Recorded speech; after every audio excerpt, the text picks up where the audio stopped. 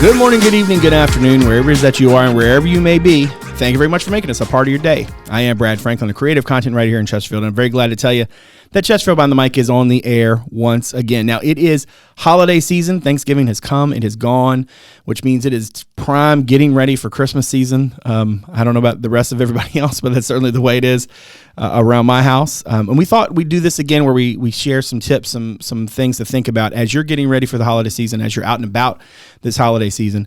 First, I want to welcome Chief Lloyd Center, who is Chief of Chesterfield County Fire and EMS. Chief Center, how are you? Welcome back to the show. Doing well. Thanks for having me, Brad. Very glad to have you back. Obviously, this is something we've done before, and a lot of what we're going to talk about today, if you've paid attention to these kinds of ideas and trends and things over the last however many years, these are not going to necessarily be like earth-shattering sort of things, but I think one of the themes that we might kind of find today is that a lot of this is more so just awareness, right? Being mindful of your surroundings, being mindful of where you are and what you're doing and that kind of thing. Let's start with kitchen safety. For those of you who are watching the show on our YouTube channel or on WCCT, you're seeing on your screen right now a graphic that kind of talks through some of these things. For the listeners, I'm going to give you a sense of what we're talking about here, which is how you can stay safe in the kitchen. Make sure you're keeping your cooking area clutter free, that you're focusing on your food and not what's on TV or the kids and that kind of thing. Make sure you use a timer so that things aren't just cooking as is without sort of some intervention. Make sure that you have a kid-free zone at least 3 feet around hot items. For anybody who has little children, that's especially important. And then, of course, when you're cooking, make sure there's a lid nearby in case of a grease fire. Chief Center, what are some of the things about that list, about those ideas that really stand out to you the most? Well, I think overall it's important to remember that cooking is a leading cause of fire, not only here in Chesterfield, but really across the country. Right. And it's very important to remember, there was a saying that we had in some previous campaigns, stand by your pan. Right, yeah. Don't leave that pan, unattended at any time.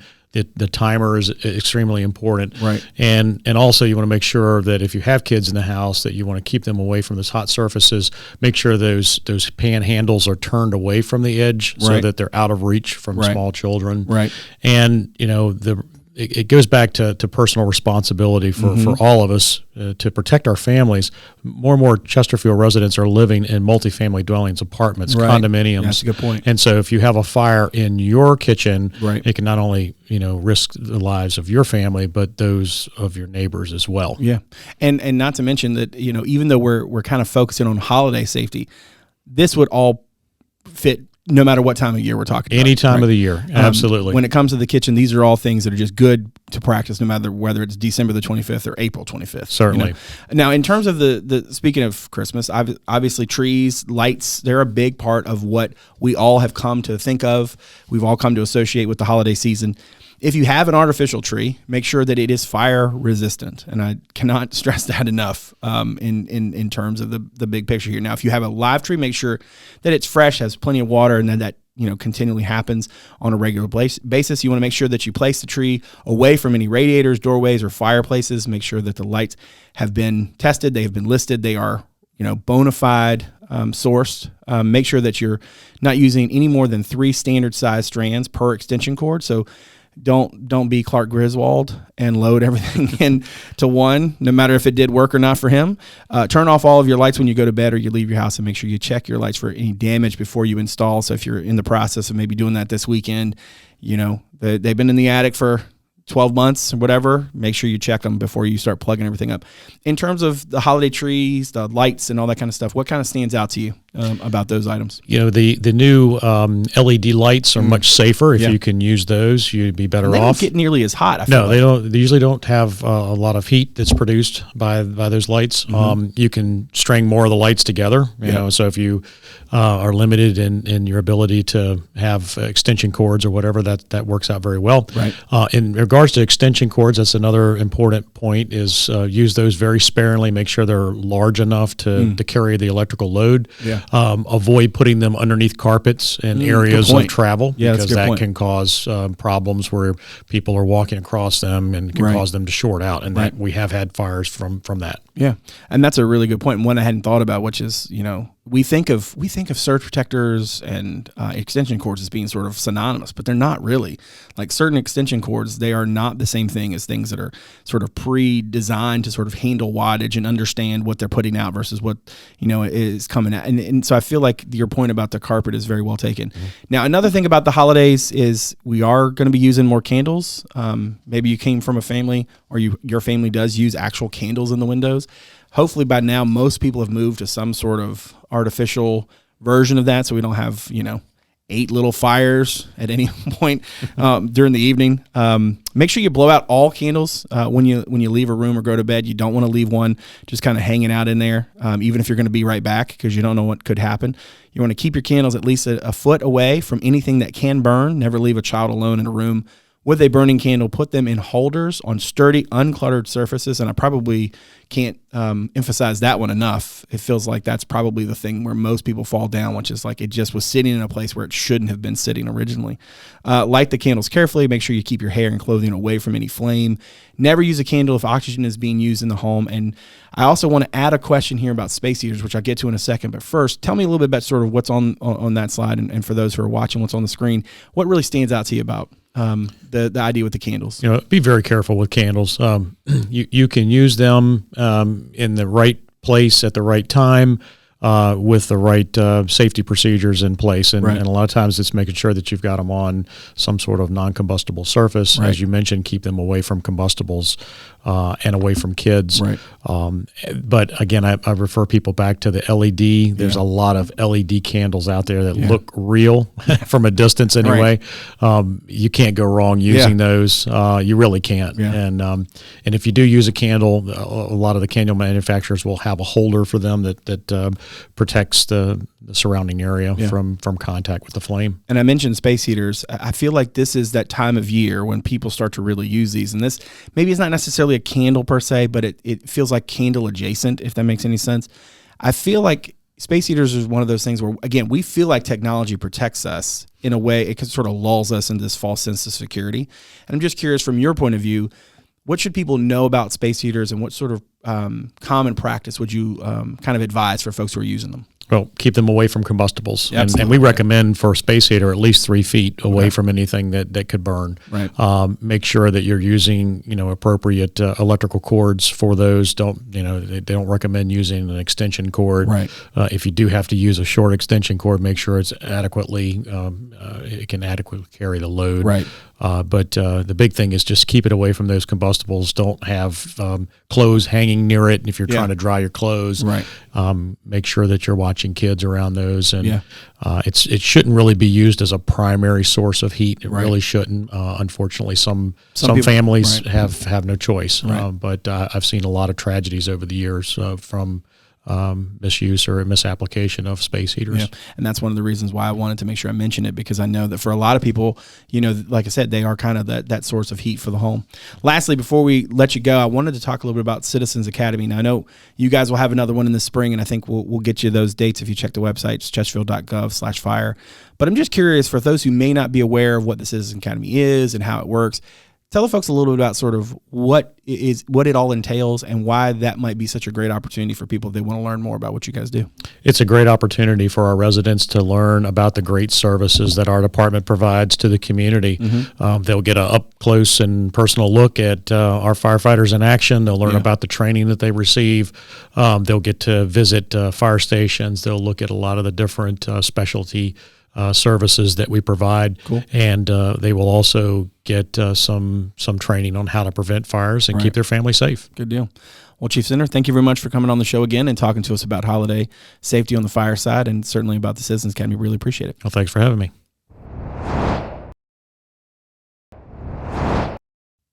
We are now joined by Lieutenant Colonel Brad Badgerow from the Chesterfield Police Department. Brad, how are you? Doing well, thank you. Appreciate you coming on the show and talking to us about holiday safety on the police side of things. It's also very odd for me to have somebody on the show named Brad. I'm going to do my best to not mess that up and forget your name at some point. And first off, before we get into the meat of this, I kind of want to I always do this to sort of give people a little bit of a background about folks. Usually they say that the easiest thing to talk about is ourselves.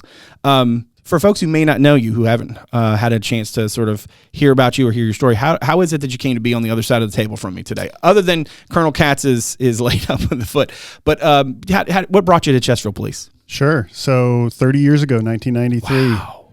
I got back from living in Argentina for a year. Okay. And I didn't have a job. And back then you looked in the want ads to say, where you wanted to work, find a job, right? Scouring the newspaper, and I saw that Chesterfield County Police was hiring. I thought, well, that looks kind of fun. Yeah. So I showed up at Byrd High School with about 800 other people to take a test. Okay. My understanding was like 1,200 of us applied. It was a different world back then as far as people wanting to be police officers. Yeah. And they hired about 25 of us for an academy that started in January of 1993. Oh, and you've been here ever since. 30 years later, here I am. Yeah. That's great. And I'm sure at that point you thought, someday I'll be sitting across from a guy, a microphone in my face, talking to him about only in my dreams I could just that's a good response. I love that. Get there. See, that's the Brad in us. There you go. You're ready for that. All right, let's talk about shopping safety. Obviously, a lot of people are going to be, even though there's so many folks now who shop online, who are buying a vast majority of their gifts this holiday season via the internet. There's still a lot of folks who are going to be doing a lot of in-person shopping. And there are a lot of things that you can do to sort of stay safe as you do that. So if your folks are watching this show, you're seeing a slide right now talks about sort of staying alert, making sure that you're shopping with a friend or as part of a group, that you avoid carrying a whole lot of cash or multiple credit cards. You want to make sure you choose a parking space that's in a highly trafficked, well-lit area. You don't want to leave anything in your car. You make sure you lock your car and your windows are all closed. And you also want to walk to your car with your keys in your hand. Those all sound like very sort of simple, sort of commonsensical things to think about, but also I can totally see a scenario where somebody just doesn't think about like, I left my stuff in my car overnight, or I just took this parking spot because it was what was available. What really stands out to you about those kind of things, and how do you feel? What's the most important, I guess, for folks this season as they're looking to shop? Sure. So safety and the perception of safety is something that's very important to us in Chesterfield, right? Absolutely. And we live in a very safe community in terms of our per capita and crime and all that kind of thing. So sometimes I think that some of our residents might just kind of get lulled into a sense of the fact that this is a very safe place. Yeah. And why do I need to lock my car? Right. Or, kind of think through some of those bulleted items that are on the slide. Right. But probably one of the most preventable crimes that we have in Chesterfield is larceny from auto. Yeah. And the easiest way to keep that crime from happening is locking your car. Yeah. Taking your keys from the car and locking the car when you go anywhere. Right. A lot of times what we're talking about here for holiday safety and shopping safety is a matter of being aware. We don't want to give people who have that bent an opportunity to steal. So how about you just make it as difficult as possible? As difficult as possible, right. Right. So as you're out and about, just make sure that you're aware of what's going on around you. Right. Don't leave all kinds of stuff visible in your car. Right. When you get home or when you get to your destination, wherever it is, just make sure you take that out so that it's not a temptation to anybody who might be looking to capitalize on somebody's not thinking through things a little bit. And you mentioned the crime of opportunity. That's sort of like, especially during the holiday season, right, when people are more apt to think like there might be something really valuable in this car on December the 19th than there is on, March the 30th, whatever. Sure. You know what I mean? Like, it's one of those things where I think we as people, like you said, we get lulled into that sort of sense of security, and these things, this lack of awareness can be a real problem, which takes us to vacation safety. Now, a lot of folks do go on vacation at the holidays. It makes a lot of sense, right? A lot of folks are off work, they're off school. For those of you watching, you're seeing the slide now. For those listening, you want to make sure you keep your shades and your blinds in their normal positions if you go on vacation. You want to also make sure you stop your mail, or you have a neighbor or friend pick up your mail and deliveries for you. You want to put times on your household lights if you can, so they turn off and on. So, kind of gives that appearance of somebody being home. Make sure all your windows and doors are locked. Again, kind of goes back to you might not think about it, but that's a fairly big deal. Be sure to make sure your cars are locked and any valuables are out of sight. And also you can request a vacation check. In terms of, I don't know why this sort of topic always makes me think of Home Alone, but it always makes me think of Home Alone. And I just always go back to, I mean, obviously that's a comedy and whatnot, but a lot of criminals seek out homes that look like there are people on vacation. What kind of stands out to you about that list, and what do you think people need to keep in mind as they go on vacation this holiday? Sure. The easiest one is if you have a friend or loved one that you can trust that is still in the area that could check on your house. That's number one. Number two, we do offer that vacation check service. Right. All you need to do is call in, let us know when you're going to be gone, how long you're going to be gone, what kind of cars are in the driveway, that kind of thing, and we'll ride by and just make sure everything looks okay. Right. Which will hopefully help people feel a little bit better if they do need to go. But beyond that, it's just hopefully just make things seem as normal as possible, right? Right. Don't let your mail pile up. Right. Yeah. Don't change things up where it just looks dark when it's normally very well lit. Things like that. Again, sometimes people just don't think, hey, you know what, this could never happen to me. So maybe, unfortunately, every once in a while you do have to think okay, about it. What if? Right. And how can I just make this a little bit of a hardened target so that nobody does victimize my stuff. And speaking of making things harder, in terms of for those of us who are going to be home, there's usually Christmas presents, boxes. Sure. They're taking up space in your living room. You're looking to get them out of your house, and next thing you know, you put them on a curb, and all you've really done is you've basically put like a blinking sign that says, hey, there's a huge TV in here. That's not to say that folks don't assume there might be a TV in there, but if you put something on the curb that says there's a TV in here, it's just like, you're begging for attention. So in terms of properly disposing of packages, you want to make sure you take the time to break down your boxes and then make sure all the labels and brands are hidden. You want to make sure all of your shipping packages can fit inside of your recycle bin or your trash can. You do not, under any circumstances, want to leave boxes just sitting there on the curb. And if possible, make sure you peel off the shipping labels that contain your address, or make sure you mark through them. I would imagine that you're going to tell me that the stuff on the curb is a fairly easy one for folks to make sure that they don't do. Because like I said, it's a fairly large sort of blinking sign to criminals who are looking for opportunity to be able to take that chance and see what they can get. What do you think really stands out about, and what do you want people to know about properly disposing of their packages this holiday? Well, all those things in the slide are just, kind of like you mentioned earlier, just think about it as you're getting rid of this stuff. You don't want to bring an attention or an advertisement to what you have in your house. I will tell you that your listeners who are, tuning in, we don't, again, I've been here 30 years, right? Right. And I've seen trends through those years. We don't have a lot of what we can attribute to this kind of stuff, right? Good. So number one, maybe people are doing a really good job of that in the first place. Right. Number two, there probably aren't that many people out there who are looking to, target people because of this.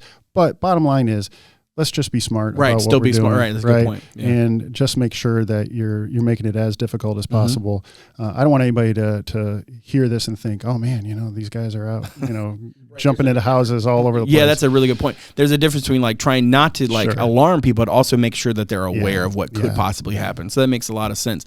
Now, in terms of sort of the bigger picture, I want to, before I let you go, I want to talk a little bit about sort of the Citizens Academy. I believe that the next one for you guys is in March the 7th through April the 25th. For those who may not know about it, why do you think that's such a great opportunity for Chesterfield residents, and how does that academy work on y'all's end? Sure. We're very proud of our Citizen Academy and the partnership that we have with the community.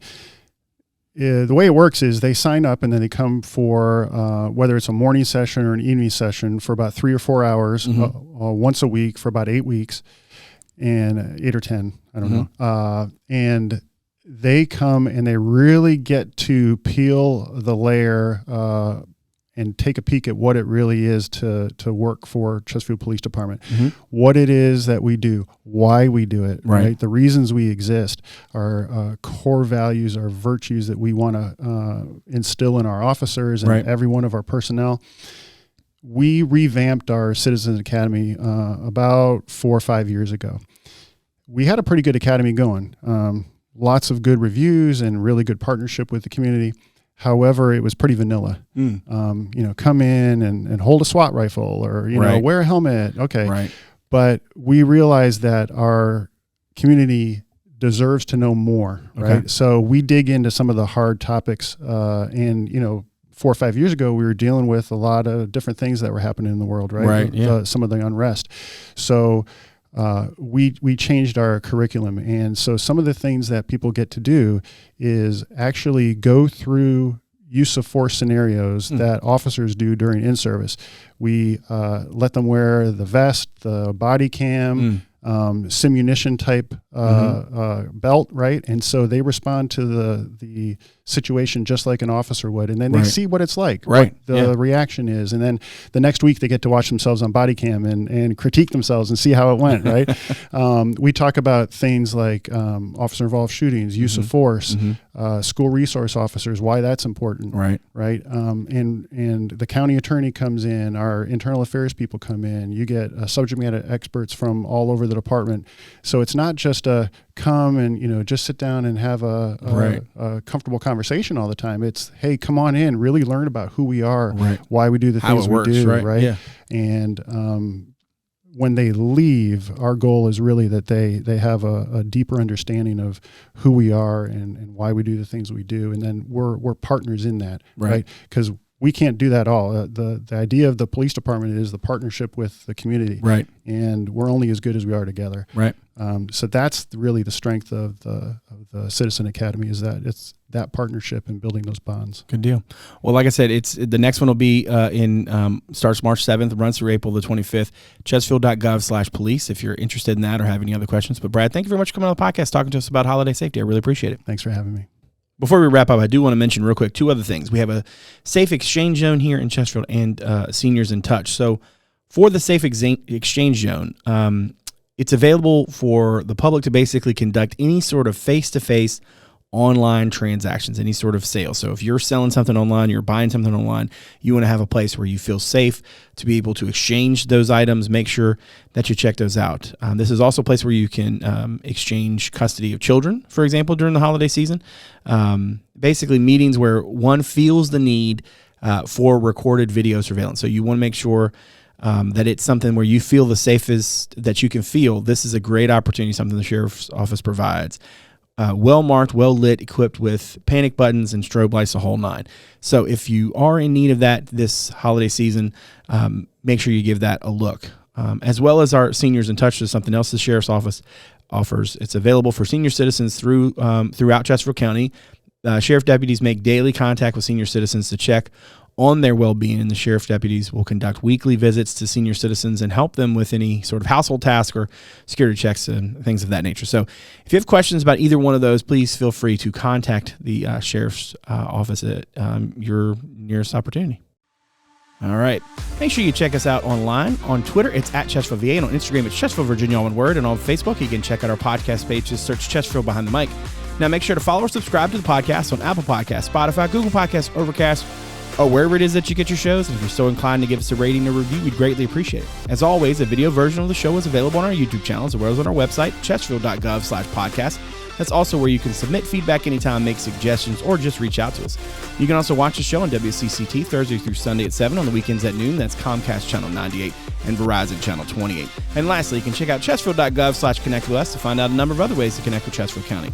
My thanks to my director, Martin Stith, my executive producer, Teresa Bonifas, and all the good folks from Constituent Media Services for all they do. And my thanks to you for joining us today. So from all of us here in Chesterfield, thanks again for making us a part of your day.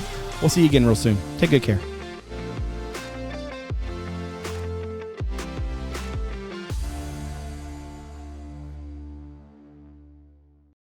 From blogs to podcasts, newsletters to alerts, social media, the latest community news, our Connect With Us webpage has you covered. Chesterfield.gov/connect with us, your source for all things Chesterfield.